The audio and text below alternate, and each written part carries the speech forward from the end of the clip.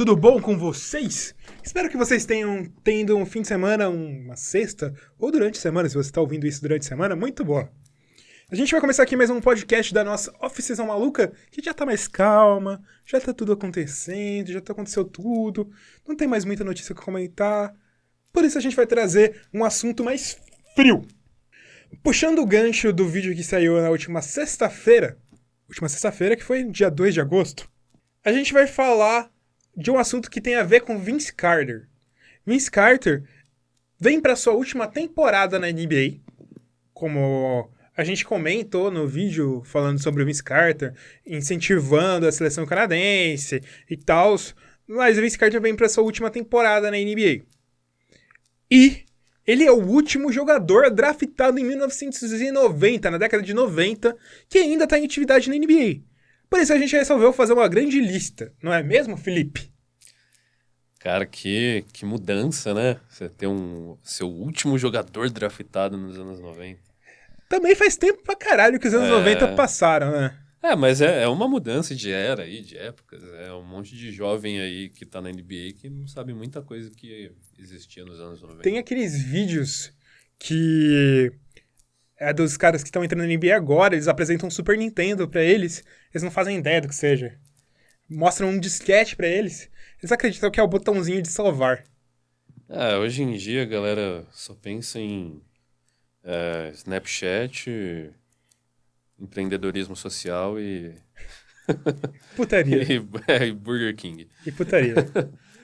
Mas em startups. Mas... Não, cara, da hora. E o Vince Carter, como a gente falou no vídeo, tipo, uma importância histórica imensa. Imensa. Ele transformou o basquete do Canadá, né? Mesmo sem ser canadense, ele foi um grande descobridor dos sete mares. Como diria Tim Maia, nosso grande amigo Tim Maia. Exato, ele foi o Air Canada, né? Air Canada. Bom, antes de fazer a nossa lista, a gente tem que falar os jogadores que quase entraram. São os caras que passaram um pouco abaixo da linha de corte. A gente selecionou 10 jogadores draftados nos anos 90, o top 10 dos jogadores draftados nos anos 90, só que teve muito jogador bom draftado nos anos 90. Foi uma década riquíssima para a NBA, muito cara bom. E a gente vai listar alguns jogadores que ficaram de fora, por pouco não entraram na nossa lista. No draft de 90, tem dois, que é o Gary Payton e o Derrick Coleman. São dois jogadores sensacionais. Gary Payton, que foi um cara que disputou títulos, um grande defensor, aqueles Supersonics, o último grande Supersonics que existiu, né, Felipe? O Gary Payton, ele foi melhor defensor numa época em que praticamente só pivôs eram. Sim, ele era sensacional. No draft de 91, a gente teve Larry Johnson e o Dikembe Mutombo. Grande Mutombo, né? Esse cara é um dos melhores defensores de todos os tempos, né? Exato, um monstro. Nós temos nossos moletons. Em homenagem ao Mutombo, que conseguimos uma promoção de uma certa rede de e-commerce que a gente não vai falar porque não patrocinou o nosso programa, que estava uma promoção maravilhosa, mas a gente comprou lá e conseguiu um belíssimo moletom do Mutombo. Exato. O moletombo. E os devidos créditos ao Larry Johnson, né? Que por mais que não tenha chegado ao ápice da fama do basquete, né? Foi um grande jogador. Foi um jogador excelente. Excelente jogador. O draft de 92, alguns que não entraram foi o Alonzo Mourning e o Latrell Sprewell. Latrell, que foi um cara que chegou numa final de NBA, naquele time do New York Knicks, o último grande time do New York Knicks. Isso. Foi um cara muito problemático, né? Sim. Durante a passagem dele da NBA, mas também muito importante, eu digo. Com certeza. Numa época de estabelecimento de um tipo de cultura na NBA que era necessária. O Alonzo Mourning, aliás, tem muito a ver com o Vince Carter, que é o cara que a gente falou, porque ele é o cara que foi na troca pro Toronto Raptors, que levou o Vince Carter pro New Jersey Nets, uma das trocas mais absurdas da história da NBA. Eu acho que o Masai Ujiri, ele vê essa troca e pensa, puta que pariu, se eu estivesse lá, nunca que eu ia ter aprovado isso. Os caras tá usando o que nessas épocas, né? Sim. Mas, também, um grande pivô e ele foi sempre uma referência e um rival pro Shaquille O'Neal. Sim. Não era, tipo, aquele rival que incomodava tanto, porque o Shaquille O'Neal era Não, ninguém incomodava Shaquille O'Neal. Com certeza. Mas dos pivôs daquela época, eu diria que... Principalmente no início do Shaquille O'Neal, principalmente Shaquille O'Neal de Orlando ainda. Não, e eu digo ele até no Lakers. O Shaquille O'Neal fala isso. Sim. O Shaquille O'Neal fala que ele era o principal rival dele.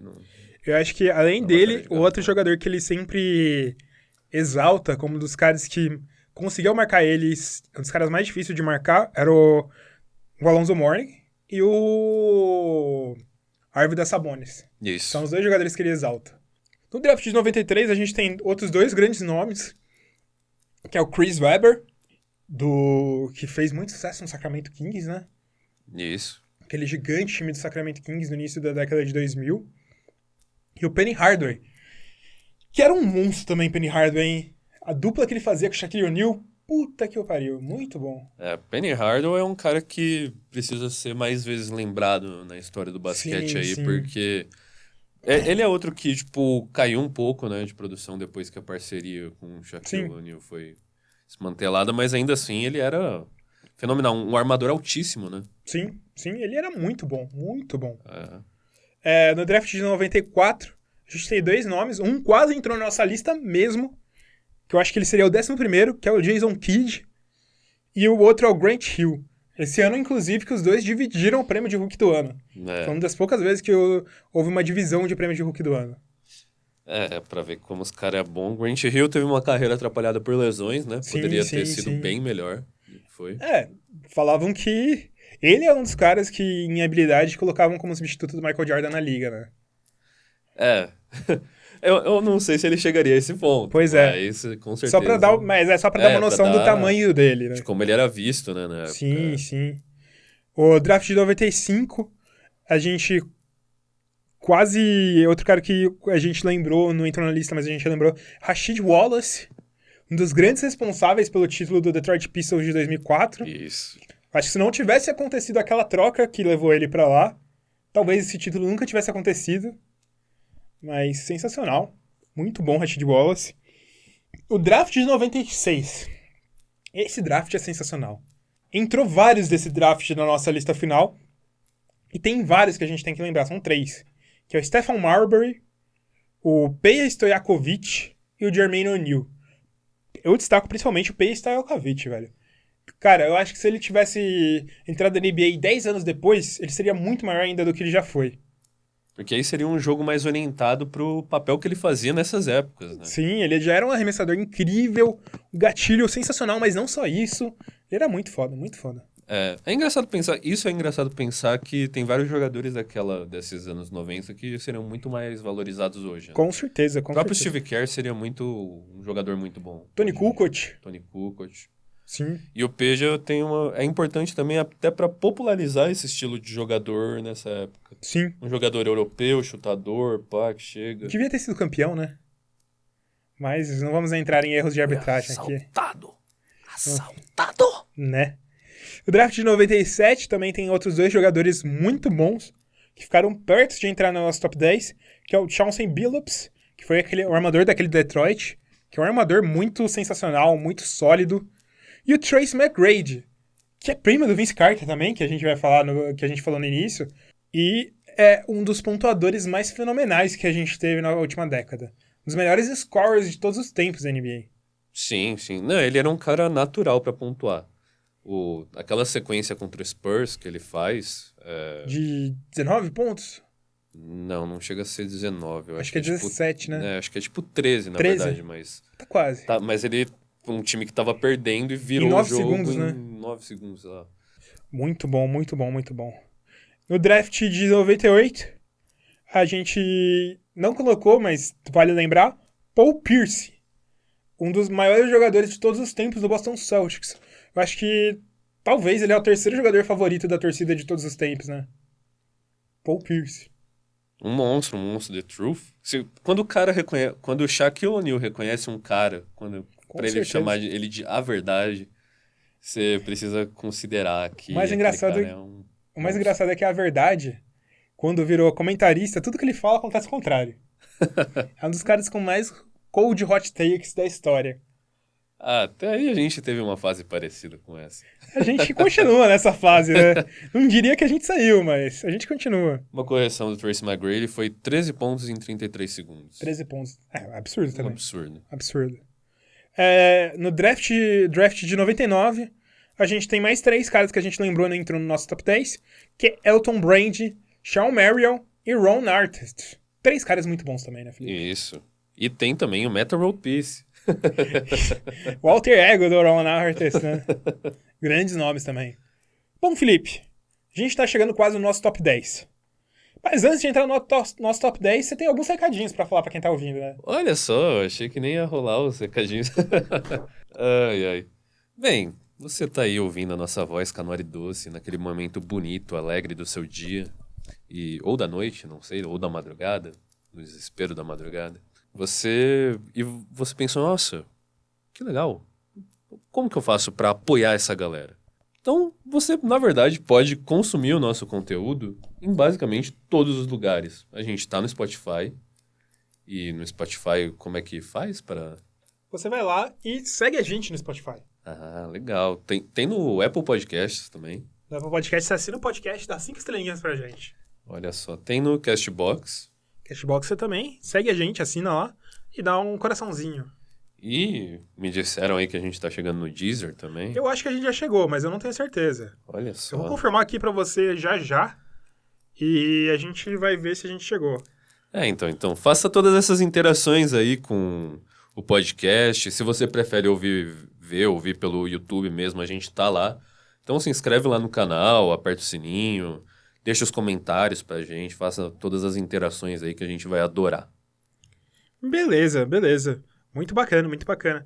E aí, tá preparado, Felipe, pra entrar na lista? Eu não sei. Sempre que a gente faz lista, eu fico com um negócio meio trancado. Um pé atrás. Só que esse tem um distanciamento histórico, né? Sim, e não tem nada grave pra reclamar disso daqui, não. Pra mim tá tudo certo. Eu também acho. Eu acho que dá pra inverter algumas posições, como sempre, como toda lista, mas eu acho que é muito difícil de sair desses 10 caras. Exato. Aliás, Felipe, a gente tá no Deezer, sim.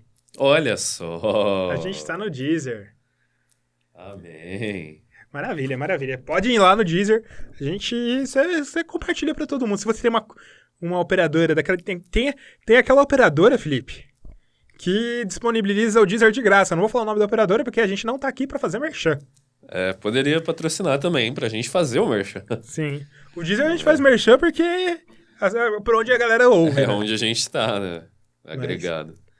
Bom, 10º nome nessa lista. 10º nome. É o motivo da gente fazer essa lista, né, Felipe? Exato. Air Canada. O cara que dá as dunks mais cabulosas da história da NBA. E não só isso. Um dos pontuadores mais maravilhosos que a NBA já viu.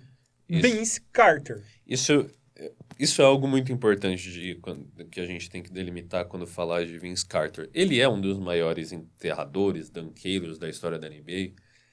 É o maior, talvez. Não, ele é. Isso daí eu afirmo com todas as minhas fichas aí. Só que ele jamais deve ser só definido como o maior dunkeiro da história da NBA. Ele era muito mais do que isso, muito mais. Ele é um dos caras que, obviamente, não foi tudo que ele poderia ser por conta de lesão. Porque, obviamente, se você faz aquelas piruetas todas que ele dava, você machucava um pouco seus joelhos. Ainda que ele usava um Nike Shox, né? Nike Shox não é um tênis muito bonito. E não tem nada a ver com o joelho dele, só não é bonito.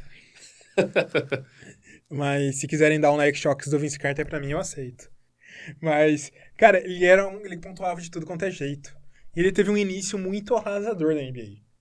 Começou com 18 pontos, subiu pra 25, subiu pra 27, subiu pra... Acho que ele chegou até perto de 30 uma vez. Ele era muito bom, Felipe, muito bom. Não, um verdadeiro monstro. O máximo de pontos que Vince Carter já fez numa temporada, se eu não me engano aqui, foi 27,6 pontos. Foi, eu acho que na... Terceira temporada dele. Um cara faz 27,3 pontos na terceira temporada dele.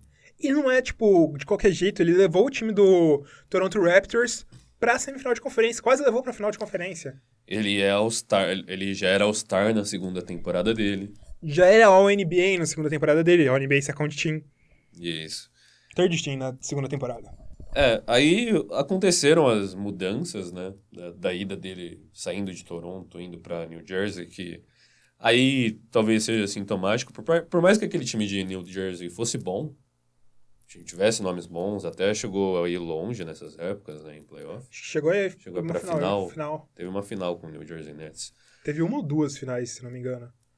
Mas ainda assim, aí ele já, acho que a partir de um momento do New Jersey Nets, ele começa a cair um pouquinho, né, de produção. Sim. Isso daí a gente tá falando por volta de 2008, 2010, por aí. Que ele ainda era novo, né? Tinha seus 33 anos. É uma época em que a gente espera que o jogador vá começar a cair mesmo. Sim, sim. Bom, o New Jersey Nets chegou a 2 finais de conferência, só que nenhuma delas tinha o Vince Carter ainda. Foi 2001, 2002, 2002, 2003. Com o Vince Carter, eles chegaram a 2 semifinais de conferência. Olha só. E, cara, se não fosse essa lesão, cara, o Vince Carter seria um cara muito cabuloso. Eu não consigo nem mensurar em que patamar a gente colocaria o Vince Carter. Mas era um cara que brigaria pra ser MVP em alguma temporada. E uma coisa sobre as lesões que ele teve, tipo, beleza, a maior parte das temporadas ele jogou muitos jogos, mesmo com lesões. Sim. Ele é um cara que sempre, tipo, fez sacrifício, sabe? Talvez isso até tenha deteriorado mais a condição física dele. Sim. Mas é um cara que, mesmo assim, você percebe que o físico dele era muito privilegiado. Porque ele tá jogando até hoje na NBA. Exato. Mesmo com tantas lesões, ele tá jogando até hoje. Então, é muito bom ver um cara como esse, cara. É sensacional. Gosto muito do Vince Carter. Carismático para um baralho. O 9º lugar na nossa lista não é tão carismático. Começou a ter sucesso no momento mais final da sua carreira, sucesso coletivo, mas era um jogador muito bom, Felipe. Que é o Ray Allen. Ray Allen, 9º lugar da nossa lista. Ray Allen, que é outro jogador que é muitas vezes definido por uma característica que ele era muito bom. Arremessador, simplesmente arremessador. Ele é um dos maiores arremessadores da história? Mas isso nunca define um jogador. Tipo, até Stephen Curry surgir, talvez ele tenha sido maior. Exatamente. Existe bastante possibilidade disso ser verdade. Só que o Ray Allen também era muito mais completo do que isso. Inclusive, ele era muito atlético no começo da carreira. Com certeza. No Milwaukee Bucks, meu amigo, eu acho que eles conseguiram levar o Milwaukee Bucks para uma final de conferência. Essa mesma final de conferência que o Vince Carter quase chegou. O Ray Allen levou o Milwaukee Bucks. Meu amigo, Ray Allen era sensacional. Sensacional. Sim, e muito clutch. E também gravado na memória cultural, aí, na memória popular, como Jesus Shuttlesworth. Jesus Shuttlesworth. Ele é um cara... ele gravou esse filme, né, que o... I Got Game, We Got Game. Eu não lembro qual que... He Got Game. He Got Game. Eu falei quase todos os pronomes antes de falar o certo. Mas ele gravou isso antes de entrar na NBA. O Spike Lee já olhava nele e via uma estrela. Exato, e o Spike Lee também, muito importante para a história da NBA, né? Com certeza, com certeza. Ele tinha visto uma estrela antes disso. Exato. Ajudou a popularizar outra estrela antes disso. Ray Allen, que também é um cara que tem uma mágoa com boa parte dos times que ele passou. Não tanto contra o Milwaukee Bucks, mas, por exemplo, Boston Celtics, a torcida do Boston Celtics odeia o Ray Allen. Porque a saída dele foi meio abrupta do time pra ir pro Miami Heat. A galera ficou meio puta. Mas ele também era um momento em que odiar o Miami Heat era fácil, né?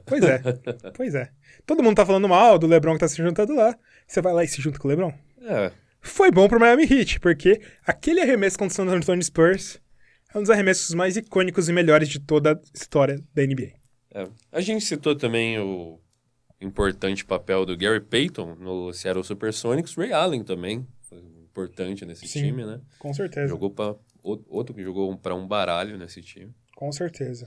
Grande Ray Allen. Grande Ray Allen. Grande. 8ª colocação, um dos jogadores mais legais de toda a história da NBA. Um dos nossos jogadores favoritos. O único sul-americano nessa lista, né? Olha só. Se aposentou recentemente também. Já foi assunto de muitos vídeos no nosso canal. Manu Ginobili. Eu acho que esse é um dos caras que vão mais contestar. Vão ser mais contestados nessa lista pra gente, Felipe. Vai, com certeza.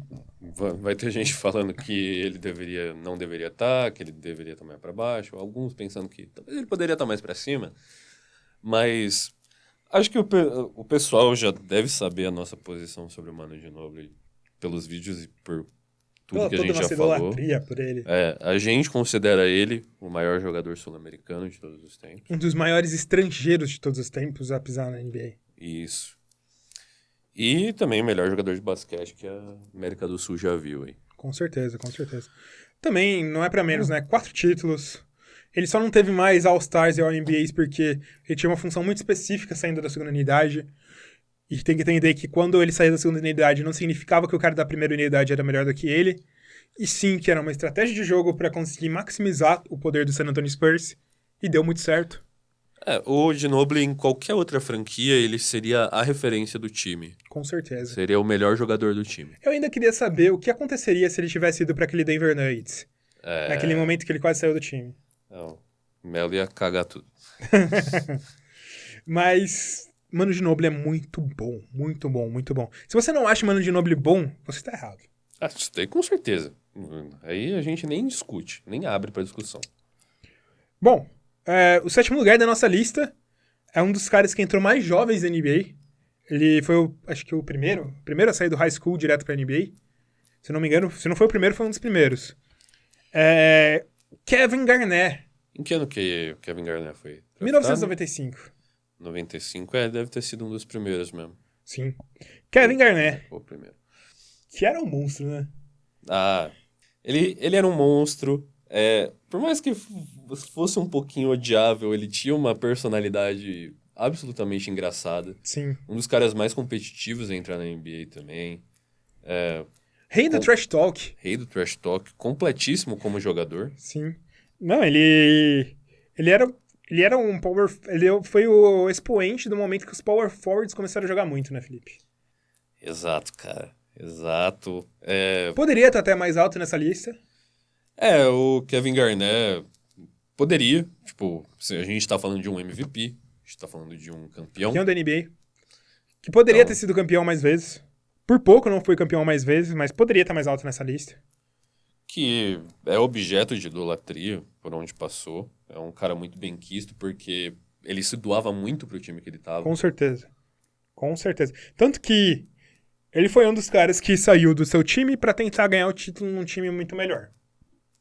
Só que a torcida do Minnesota não odeia o Kevin Garnett por isso.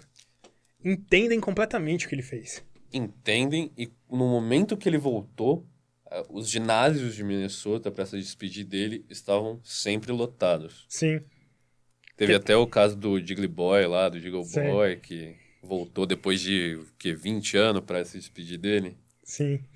Kevin Garnett é um cara sensacional, Merecidíssimo essa colocação dele na nossa lista. Na 6ª colocação da nossa lista, um cara que vai ser objeto de vídeo logo no nosso canal, Felipe. Allen Iverson. The Answer. A resposta. Que cara sensacional, né? Muito foda, Allen Iverson. Aí, como a gente tava falando que o Vince Carter tem uma importância cultural, né? Outro jogador. Tem nessa característica. E é o motivo também por eu ter falado que o Latrell Sprewell foi importante em algum momento para desmistificar a imagem de que o jogador tem que ser engravatado igual os executivos. Sim. Junto do Allen Iverson, junto do Latrell Sprewell, os dois foram um dos grandes motivos de criarem o dress code da NBA. A gente tem, aliás, um artigo muito bom que a gente fez na época que a gente tocava o nosso blog. Vamos deixar aqui o link nos comentários do YouTube. Ou vai lá no medium.com. Se você digitar dress code no Google, dress code da NBA no Google, é uma das primeiras colocações que você consegue achar. Muito bom. E o Allen Iverson, cara, ele era um jogador incrível. Ele se doava, ele se matava em quadra. Tanto que acabou tendo problemas de lesões mais pra frente, mas ele era um jogador baixinho. Acho que um dos primeiros grandes baixinhos da NBA. Que depois dele vieram muitos baixinhos da NBA. Ele conseguiu levar o time pra final da NBA, um time desacreditado. Que ele era o expoente pontuador, expoente ofensivo do time. Allen Iverson é sensacional, Felipe. Isso. Ele foi o primeiro baixinho a alcançar tanto sucesso, né? Que o rei dos baixinhos antes era o Spud Webb. É que o Spud Webb... Mas o nível de sucesso que o Allen Iverson alcançou é sem igual. A qualidade dele, no começo da carreira, ele dancava na cabeça de pivô, sem dó. Aquele crossover que ele faz em cima do Michael Jordan. Comecinho da carreira, quando ele ainda tinha o cabelinho raspado ainda, pá. Cara, o Allen Iverson era um conjunto impressionante. Era um evento assistir ele, porque você sabia que ia rolar a bola entre as pernas, que ele ia bater bola, que ele ia provocar, que ia cair pra cima de alguém. Sensacional, Allen Iverson. Era um monstro. Bom, a quinta colocação é um jogador que se aposentou nessa última temporada. Um dos jogadores mais leais do seu time. E eu acho que é um dos poucos jogadores da NBA que todo mundo gosta. É muito difícil a gente ter um jogador da NBA que todo mundo gosta. Que é o Dirk Nowitzki. Dirk, que também motivou um vídeo nosso, né? Sim, recentemente. Como a gente fez aquele exercício que todo mundo gosta de fazer com jogadores históricos, que é achar as cópias, querer saber quem vai ser a cópia dele no futuro. A gente procura Michael Jordan, LeBron James. A gente já tá procurando Dirks. Cara, Dirk Nowitzki é um cara muito foda, muito foda. Ele foi, acho que, um dos primeiros big men a arremessar tão bem assim. Ele pode ser considerado um dos precursores dos unicórnios. Ele não era um unicórnio, mas ele foi um dos primeiros precursores do unicórnio, um dos caras com excelente habilidade de bater bola, de ter a bola nas mãos. Ele é um cara que se doava pro Dallas Mavericks e teve, mais de uma década em alto nível no Dallas Mavericks, sendo o principal jogador do time, e o time brigando lá em cima. Conseguiu um título da NBA, conseguiu um MVP, teve o seu momento no clube dos 50, 40, 90. Ele é um cara sensacional, Felipe. Dirk Nowitzki é realmente um monstro. Ele era muito completo também ofensivamente, né? É um dos melhores scorers de todos os tempos. Isso facilmente. Então, não era tão bom defensivamente, mas fazia o seu papel, não atrapalhava. Sim. O que era importante. Só que é impressionante, cara, porque ele não era só um stretch. Popularizou ele foi o que criou esse stretch four. Popularizou, motivou clubes a procurar jogadores com essas características e valorizar esse tipo de jogador, mas o Nowitzki sempre foi muito mais completo. Ele sabia bater bola, ele sabia armar. Ele era um jogador completo, de ler a tática do time, de ter muita coisa acontecendo em volta dele. E tem um dos tipos de arremesso mais icônicos da história. Com certeza, com certeza. Dirk é muito bom. Bom, para a quarta colocação, a gente vai para mais um estrangeiro nessa lista. É um outro jogador que é muito bom, um dos favoritos nossos no canal também. Infelizmente nunca conseguiu um título. Eu acho que é o último jogador nessa lista a nunca conseguiu um título. São poucos nessa lista que não conseguiram títulos. Só o Vince Carter, o Allen Iverson e ele. Só 3 jogadores nessa lista não conseguiram título. E tá alto pra caramba. E você falou do draft de 96. Outro jogador do draft de 96. Steve Nash, Felipe. 2 vezes MVP pelo Phoenix Suns. MVP. Esse é um dos caras que começaram a proporcionar evolução da NBA do jeito que a gente vê hoje. Um dos melhores arremessadores de todos os tempos da NBA, mesmo sem ter um grande volume. Um dos melhores armadores da NBA. Fazia jogadas incríveis. Cara, o Steve Nash, o que ele era como um todo, acabou sendo dividido em várias coisas que a gente vê hoje em alguns jogadores. Ele era o centro controlador de um time que revolucionou das mãos do Mike D'Antoni.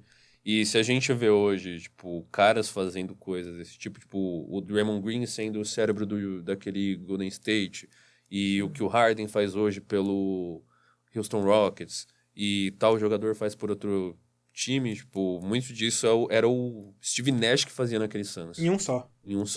E ele é um cara que é peculiar, né? Porque ele atingiu seu auge depois dos 30 anos. O primeiro MVP dele foi depois dos 30 anos.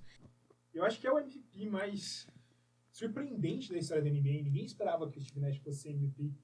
Porque ele era um grande jogador, era All-Star, brigava por All-NBA, tinha conseguido ser All-NBA, tinha ido muito bem naquele Dallas Mavericks junto com o Dirk Nowitzki. Só que, no momento que ele mudou pro Phoenix Suns, ao lado do Mike D'Antoni, o jogo dele mudou, revolucionou completamente. É absurdo que o Steve Nash jogou nessas duas... Não só nessas duas temporadas. Em toda a sua trajetória no Phoenix Suns. Isso. 5 vezes com um jogador com mais assistências na liga. As assistências dele eram fabulosas, sensacionais. E assistências bonitas, né? E é que ó, o bagulho do MVP dele ter sido surpreendente é porque, tradicionalmente, a NBA valoriza muito os colossos ofensivos, né? Sim. Não, é que muito... Eu digo surpreendente, é que também não se esperava que ele fosse ter esse impacto tão grande na altura da carreira dele. Esperava que ele ia ser um jogador bom e tal, mas eu acho que se o Mark Cuban soubesse que ele fosse ter esse impacto, não tinha deixado ele sair, né? Exato, cara, exato. O primeiro time dele foi o próprio Suns, na verdade, Sim. que não quis mais depois de um tempo, achou que não ia virar nada. Mark Cuban apostou um pouquinho. Deu certo. Deu certo. Aquele Dallas com o Dirk e com o Steve Nash era muito bom. Era um dos melhores times ofensivamente da liga. Muito bom, muito bom. Mas foi no Suns que ele virou. E ele era muito foda, muito foda. Steve Nash era sensacional, Felipe. Um dos meus jogadores favoritos. O terceiro lugar, eu acho que aí a galera vai começar a encanar com a gente, Felipe. Porque vão achar que esse cara tá muito baixo. Sempre acho. A gente não é tão fã assim quanto todo mundo é dele. Mas não tem como negar que ele foi um dos melhores jogadores de todos os tempos. Ele foi, sem dúvida, um dos melhores dos jogadores draftados nos anos 90. Que é Kobe Bryant. Isso mesmo.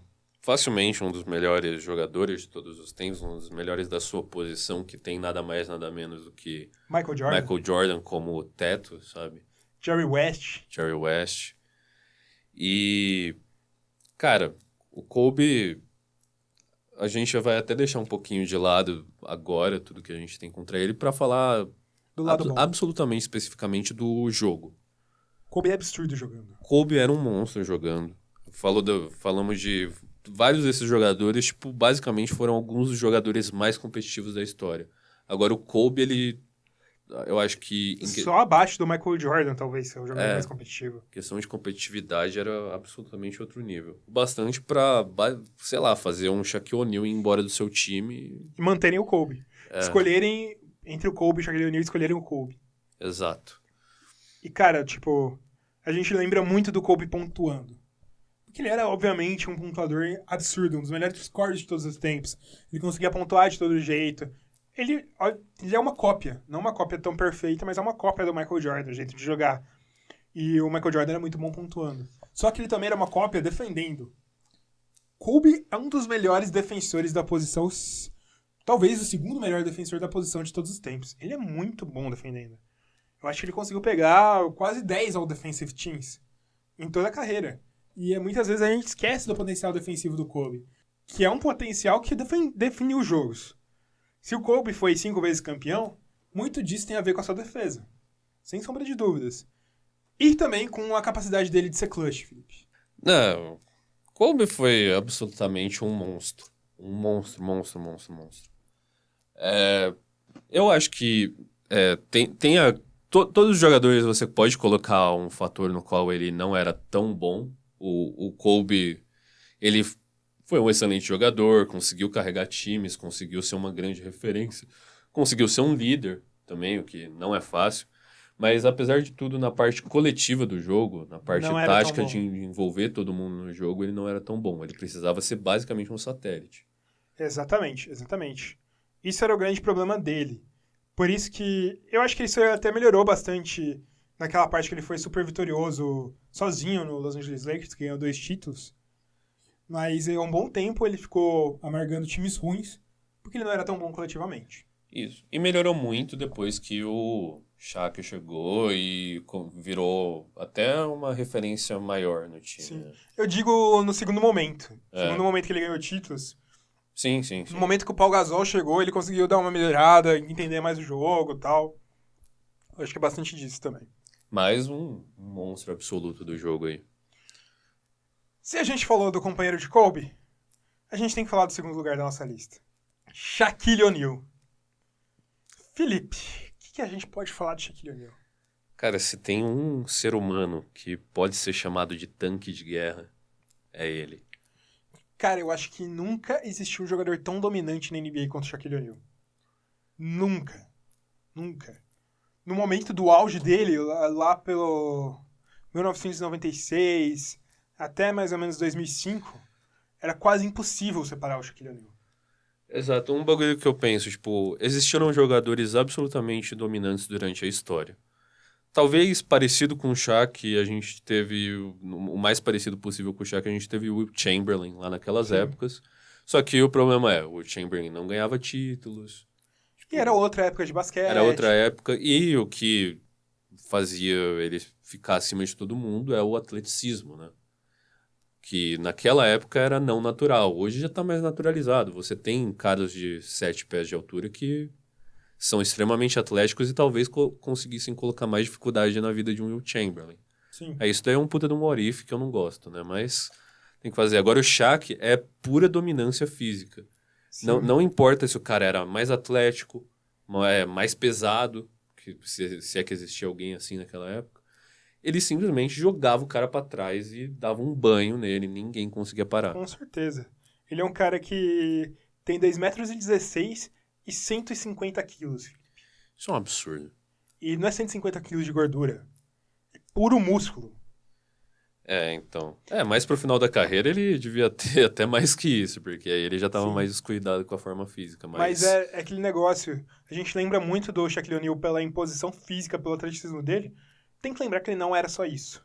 Extremamente técnico. Extremamente técnico. No início da carreira dele no Orlando Magic, ele fazia umas jogadas de transição coast to coast, de lado a lado da quadra.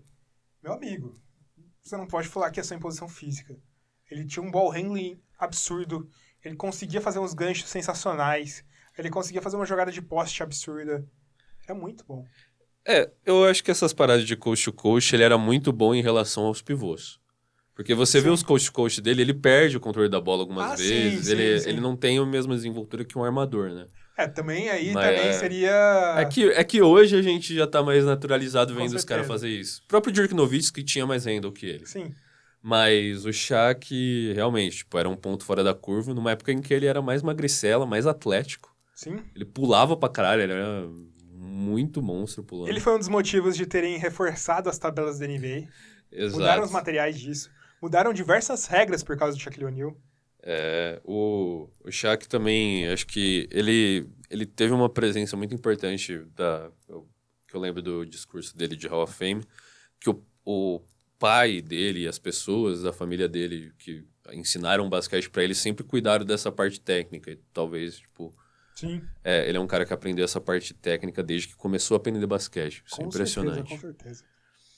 E tanto que conseguiu sucesso em 3 times, né? E também ele é uma figura pública, tipo... Com certeza. Importante, né? Filmes e cultura como um todo. Até hoje, todo mundo lembra do Shaquille O'Neal. Porque ele continua em evidência até hoje. Ele é uma figura pública até hoje. E também vale lembrar que ele teve sucesso em 3 momentos da sua carreira. 3 momentos completamente diferentes, 3 times diferentes. Se ele tivesse continuado naquele Orlando, com Penny Hardaway, muito provavelmente aquele time tinha ganhado títulos. Sim. Eu acho que aquele time tinha sido campeão. Era a expectativa de todo mundo que aquele time ia ser uma dinastia de Orlando depois da dinastia do Chicago Bulls. É o que todo mundo imaginava que fosse acontecer. Não aconteceu porque ele quis sair, foi para Los Angeles Lakers e tal. O Jerry West foi um dos caras que movimentaram isso. Só que ele também teve outro sucesso, além do Los Angeles Lakers, no momento que ele foi pro Miami Heat. Trouxe o título pro Dwayne Wade. Que ele falou que traria. Exatamente. Falou que ia trazer pro LeBron, mas não deu certo. Mas ele era um cara muito bom, muito bom, muito bom. E muito inteligente também, né? Pouca gente sabe, mas o Shaq é PhD. PhD. Um dos caras mais inteligentes de passar pelo basquete. Em educação? Acho que é educação. Grande Shaquille O'Neal. Bom, o primeiro lugar dessa lista, eu acho que vão discordar da gente também, Felipe. Mas, cara, se você discorda, é porque você tá subestimando esse cara. É simplesmente a melhor ala pivô de todos os tempos. Um dos melhores jogadores de todos os tempos. Na melhor franquia desse século. Um dos grandes responsáveis por isso.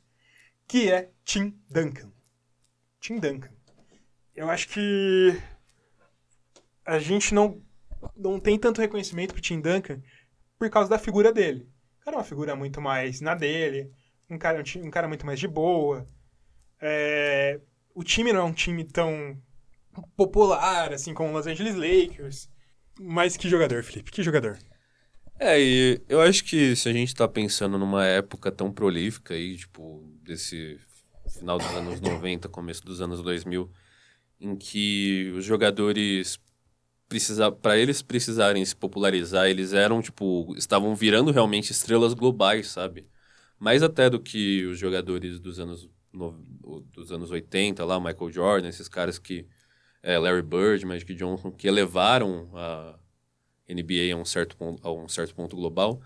Esses jogadores entraram na NBA no momento em que a liga já estava mais globalizada e aparecer na mídia era meio que mandatório.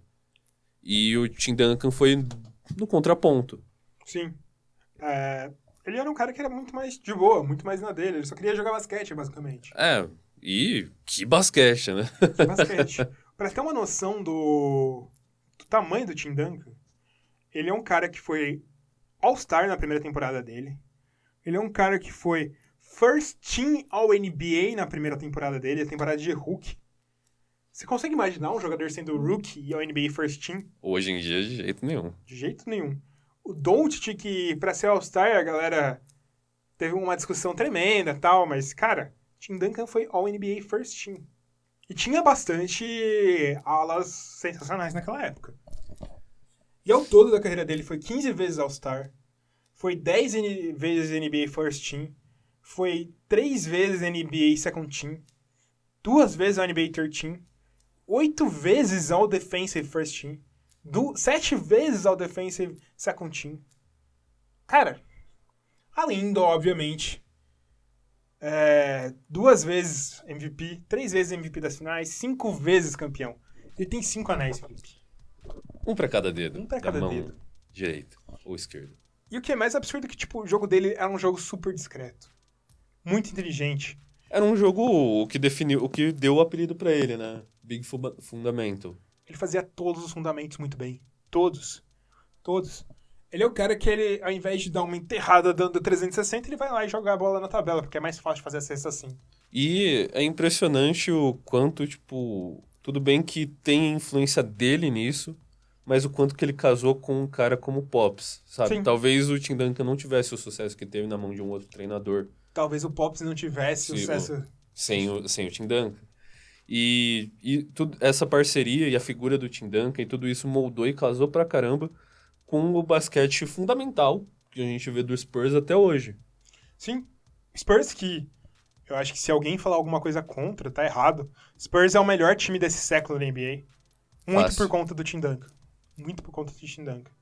Porque são 4 títulos, disputando todos os playoffs desse século. Chegou em muitas finais, chegou em muitas finais de conferência. É sensacional, Felipe, sensacional. O Tim Duncan é um monstro. Se alguém falar que ele deveria estar abaixo nessa lista ou falar que ele não é o maior ala pivô de todos os tempos... Você está errado! Erradíssimo. Mas eu acho que vai ter gente que vai falar. Você não acha, Felipe? Eu acho. Mas a gente discorda. E também pode comentar aí, pode discordar. Você não tá errado. Joga. Cada um tem sua opinião. Joga a ideia pra nós que os comentários aí, as aulas de comentários que a gente tem no canal e nos outros lugares é pra justamente abrir discussão. Com certeza, Felipe, com certeza. Bom, acabamos nossa lista. Olha só. Quer recordar? Vamos falar aí. Bom, a 10ª colocação é do Vince Carter, a 9ª colocação é do Ray Allen, 8ª colocação do Manu Ginobili, 7ª colocação do Kevin Garnett, 6ª colocação do Allen Iverson, 5ª colocação do Dirk Nowitzki, 4ª colocação do Steve Nash, 3ª colocação do Kobe Bryant, 2ª colocação do Shaquille O'Neal, 1ª colocação do Tim Duncan. Essa é a nossa lista, Felipe. Eu gostei. Eu gostei. Eu acho que é uma das listas mais acertadas que a gente fez em toda a história do canal. Isso, eu vou tatuar ela nas minhas costas. Eu acho que não é pra tanto, mas à vontade. Bom, galera, é isso. A gente vai encerrando aqui mais um episódio do Buzzer Beater. Só lembrando que a gente está disponível em todas as agregadores. Vai lá, assina, segue, dá nota, tudo que dá pra ver. Acompanhe a gente no nosso canal no YouTube, youtube.com/buzzerbeaterbr. Acompanhe no Twitter, twitter.com/buzzer_beaterbr. Acompanhe no Instagram, instagram.com/buzzerbeater_br. Isso aí, galera. Falou, é nóis. Até semana que vem. Valeu!